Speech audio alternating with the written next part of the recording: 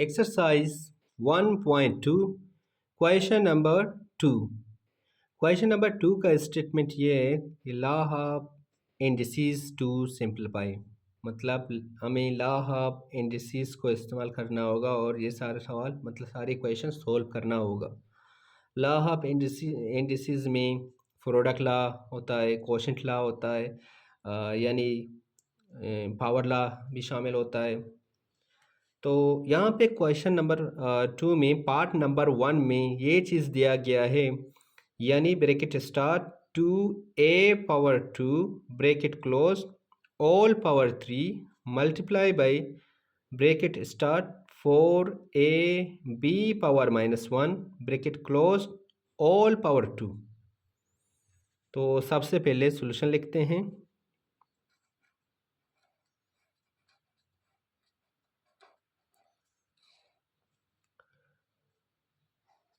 To a⁴ all power 3 multiply by 4ab⁻−1 all power 2।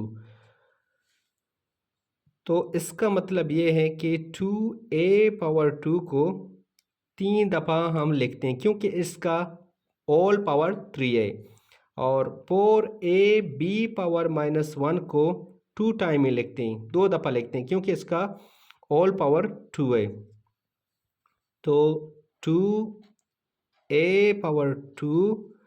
Multiply by 2a⁴ and multiply by 2a⁴ multiply by, तो इसका मतलब complete हो गया। 2a⁴ multiply by 2a⁴ and 2a⁴ इसका power maximum power 3 था और इसको 3 time में मैंने लिखा। तो यहाँ पे देखें इसका मैक्सिमम पावर 2 है, तो इसको 2 दफ़ा लिखते हैं, लेकिन यहाँ पे b का पावर -1 दिया गया है। तो सबसे पहले b का पावर को -1 को +1 में कन्वर्ट करते हैं। तो यहाँ पे मतलब b को हम डिनोमिनेटर की जगह में लिखते हैं, तो शिफ्टिंग करते हैं, मतलब b को नीचे शिफ्ट करते हैं, मतलब डिनोमिनेटर की जगह में लिखते हैं। तो b का पावर पहले माइनस हो रहा था, अब b का पावर प्लस में कन्वर्ट हो गया। तो इसका मैक्सिमम पावर 2 है, यानी इस टर्म को 2 दफ़ा में लिखते हैं। 4a/b multiply by 4a/b। अभी b का मतलब इसको 2 दफ़ा में लिखा। तो सबसे पहले हम नंबर को मतलब यहाँ 2 को अलग लिखते हैं, यानी 2 मल्टीप्लाई बाई 2 मल्टीप्लाई बाई 2। तो यहाँ पे 2 3 दफ़ा में आ रहा है, 2 2 2, एंड यहाँ पे 4 2 टाइम में आ रहा है, तो 4 को भी 2 के साथ लिखते हैं, multiply by 4 and multiply by 4। यहाँ मतलब नंबर्स को अलग लिखते हैं और वेरिएबल को यानी लेटर्स को अलग लिखते हैं। तो यहाँ पे लेटर क्या आ रहा है, 2 sorry a⁴ multiply by a⁴ multiply by a⁴ and multiply by a and multiply by a over b multiply by b। तो इस तरह से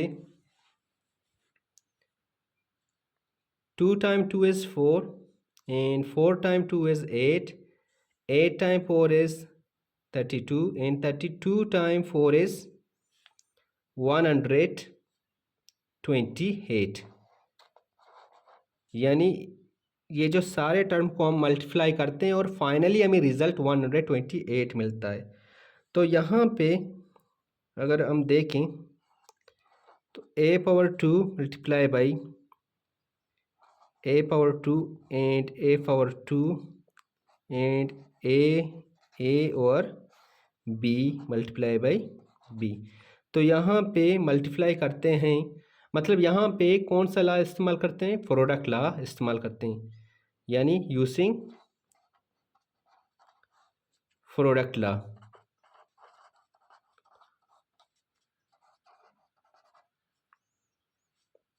तो प्रोडक्ट लॉ को इस्तेमाल करते हैं। प्रोडक्ट लॉ क्या कहता है कि x power m multiply by x power n, तो फाइनली रिजल्ट हमें मिलता है एक्स m प्लस n।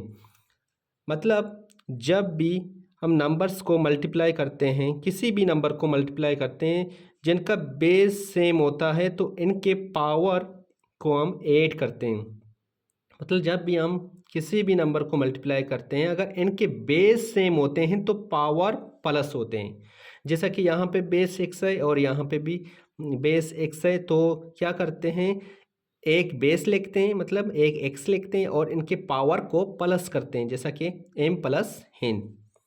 तो अभी हम लिख सकते हैं कि 128। तो यहाँ पे देखें, a की पावर यहाँ पे बेस a है, यहाँ पे बेस ये a है, यहाँ पे भी बेस a है, सारे के सारे बेस a हैं। तो यहाँ पे बेस एक लिखते हैं, मतलब एक ही बेस लिखते हैं, मतलब यहाँ पे सिर्फ a लिखते हैं और इनके सारे पावर को प्लस करते हैं, जैसा कि 2 + 2 + 2 + 1 + 1, यानी 2 + 2 + 2 + 1 + 1।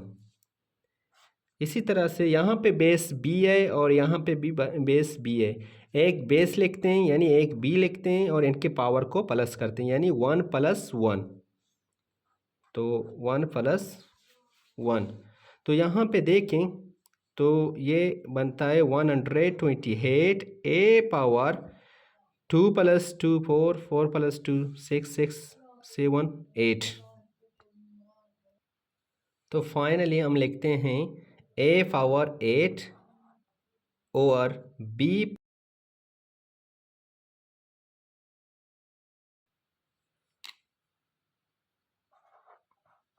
इसको मतलब इस आंसर को इस तरह से भी लिखा जा सकता है कि 128 a पावर 8 और b को अगर हम डिनोमिनेटर की जगह से नॉमिनेटर की जगह में सेंड करते हैं, यानी b को अगर हम ऊपर ले जाते हैं तो b का पावर अभी प्लस है और यहाँ पे नॉमिनेटर की जगह में अगर हम से ले आते हैं तो यहाँ पे b के पावर माइनस में कन्वर्ट होता है, यानी b को ऊपर मतलब ले जाते हैं तो इसका पावर का साइन चेंज होता है, पहले प्लस था अब माइनस में तब्दील होगा।